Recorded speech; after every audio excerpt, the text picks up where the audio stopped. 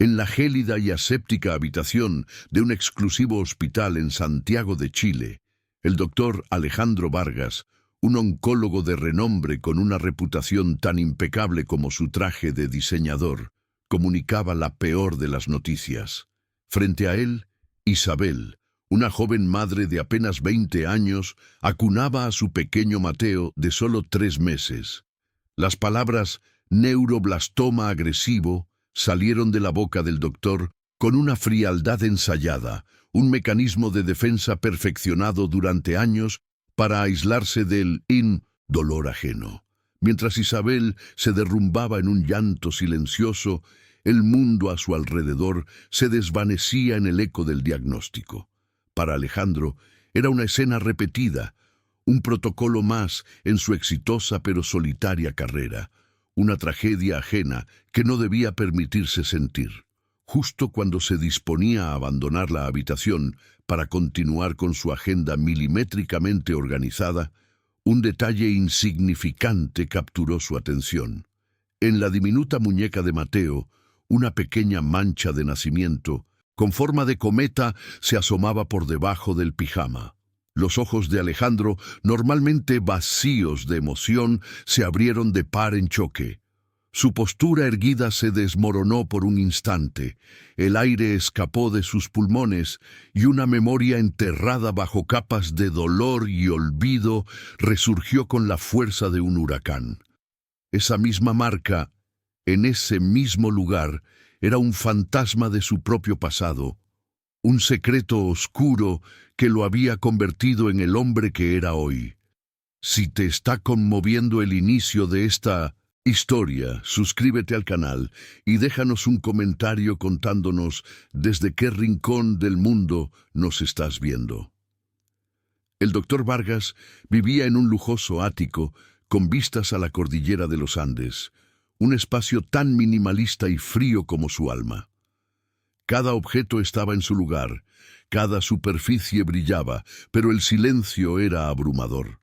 En un cajón cerrado con llave, lejos de la vista de cualquiera, guardaba la única fotografía de un niño pequeño, su hijo, fallecido en un trágico accidente automovilístico. Hacía 15 años, un accidente del que él se culpaba en secreto cada día. Aquella pérdida lo había destrozado, llevándose su capacidad de amar y conectarse, empujándolo a refugiarse en la medicina como una forma de penitencia, salvando a los hijos de otros mientras el suyo se desvanecía en un recuerdo doloroso. Por otro lado, la vida de Isabel era un universo de contrastes. Residía en un modesto apartamento en un barrio obrero, un espacio pequeño pero rebosante del amor incondicional por su hijo. Como madre soltera, trabajaba de camarera en 2 turnos para apenas llegar a fin de mes. Cada día, una lucha constante por darle a Mateo un futuro mejor. El diagnóstico no solo amenazaba con arrebatarle a su hijo, sino que también la enfrentaba a una montaña de deudas imposibles de pagar. Su cansancio era visible en sus ojeras, pero sus ojos brillaban con una determinación feroz, la de una leona dispuesta a todo por proteger a su cachorro. Alejandro comenzó a romper sus propias reglas. Sus visitas a la habitación 204 se volvieron más frecuentes y se extendían más allá de las rondas médicas. Se encontraba a sí mismo observando a Mateo dormir, buscando en sus pequeños gestos un eco del hijo que había perdido. Una tarde inició una conversación torpe con Isabel, preguntándole no sobre los síntomas del niño, sino sobre sus sueños, sus miedos, su vida antes de la enfermedad. Por primera vez en años, no estaba viendo un caso clínico, sino a una familia, a una madre y un hijo cuya desesperación empezaba a erosionar su coraza de indiferencia. Esa noche, la tormenta interna de Alejandro alcanzó su punto álgido. Abrió el cajón prohibido y tomó la fotografía de su hijo, Marcos. La imagen mostraba a un niño sonriente de 4 años en un parque con la misma marca en forma de cometa visible en su muñeca. Las lágrimas, reprimidas durante 15 años, finalmente brotaron. Comprendió que el destino, o una cruel casualidad, le había puesto a Mateo en su camino no como un paciente más, sino como una segunda oportunidad, una posibilidad de redimirse del pasado que lo atormentaba y de encontrar la paz que creía perdida para siempre. El conflicto no tardó en manifestarse. El tratamiento propuesto era experimental y su costo ascendía a más de $300,000, una cifra astronómica que el seguro de Isabel no cubriría. La junta directiva del hospital, centrada en las estadísticas y la rentabilidad, comenzó a presionar a Alejandro para que derivara el caso a un hospital público, considerándolo una inversión de alto riesgo con pocas probabilidades de éxito. Sus colegas notaban su implicación personal y le advertían sobre los peligros de cruzar la línea profesional, pero para él ya no había vuelta atrás. Ignorando las advertencias, Alejandro se convirtió en el ángel guardián de Isabel y Mateo. Utilizó sus contactos para acelerar trámites burocráticos y de forma anónima comenzó a cubrir parte de los gastos médicos a través de una supuesta fundación benéfica que él mismo inventó. En las largas noches de vigilia en el hospital, compartió con Isabel fragmentos de su dolor, hablándole de un amigo que había perdido a un hijo.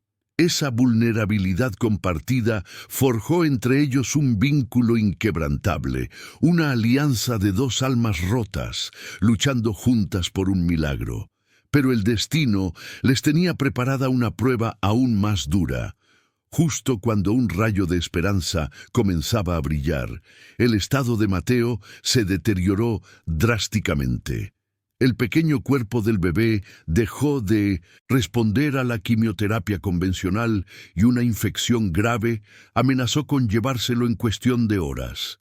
Los monitores emitían pitidos agónicos, el equipo médico se movía con urgencia pero sin convicción, y la mirada de Isabel se llenó del terror más absoluto.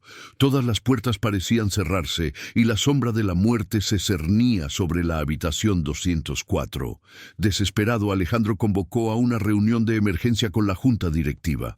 Sobre la mesa presentó una propuesta audaz y arriesgada. Un procedimiento experimental de trasplante de células madre que él mismo había investigado.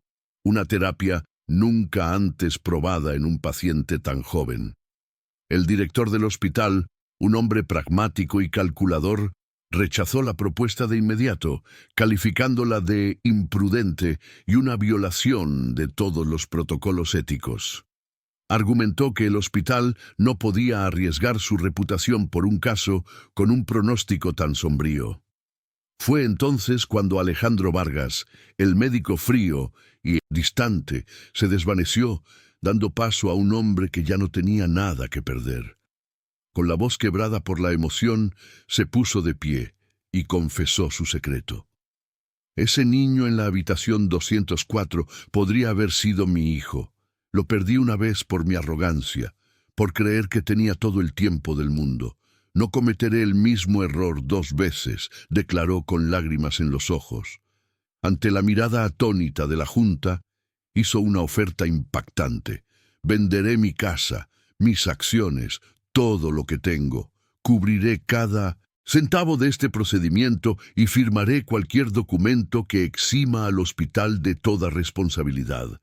Solo les pido que me dejen intentarlo. ¿Te está gustando esta historia? Deja un like y suscríbete al canal. Ahora continuamos con el vídeo. La revelación y la magnitud de su sacrificio dejaron a la sala en un silencio sepulcral. Con la aprobación tácita de una junta conmovida, Alejandro corrió a la habitación de Mateo. Miró a Isabel a los ojos, suplicando su confianza. No le habló con terminología médica, sino con el corazón en la mano. Isabel, no puedo prometerte un milagro, pero te juro que lucharé por tu hijo como si fuera el mío, le dijo. Isabel, viendo en sus ojos el reflejo de su propio dolor y esperanza, Asintió entre lágrimas y le susurró: «Sálvalo, por favor. Confío en ti». El procedimiento fue una batalla épica que duró más de 12 horas, un duelo entre la ciencia y la fragilidad de la vida. Meses después, la escena era radicalmente distinta. En una habitación, soleada, un Mateo sonriente y con algo más de peso en sus mejillas jugaba en el regazo de su madre. El cáncer estaba en remisión. Alejandro, de pie junto a ellos, ya no vestía sus trajes caros, sino ropa sencilla. Su mirada ya no era vacía, sino que irradiaba una calidez y una paz que el dinero nunca pudo comprar. Al salvar a Mateo, había logrado curar las heridas de su propia alma. Fiel a su palabra, Alejandro vendió sus propiedades y usó el dinero para crear la Fundación Cometa, dedicada a financiar tratamientos para niños con cáncer de familias sin recursos. Su vida ya no se definía por el lujo, sino por el propósito. El final nos muestra a Alejandro, Isabel y un Mateo de 5 años, sano y lleno de vida, celebrando su cumpleaños en un parque. Ya no son solo médico y paciente, son una familia forjada en el dolor, la esperanza y un amor que trascendió la sangre. ¿Han hecho algún gesto de bondad que cambió una vida? Dejen un corazoncito si creen que el amor es más poderoso que cualquier riqueza. Suscríbanse para más historias de segundas oportunidades. Comenten: el amor no tiene precio, si ustedes también creen en la bondad humana.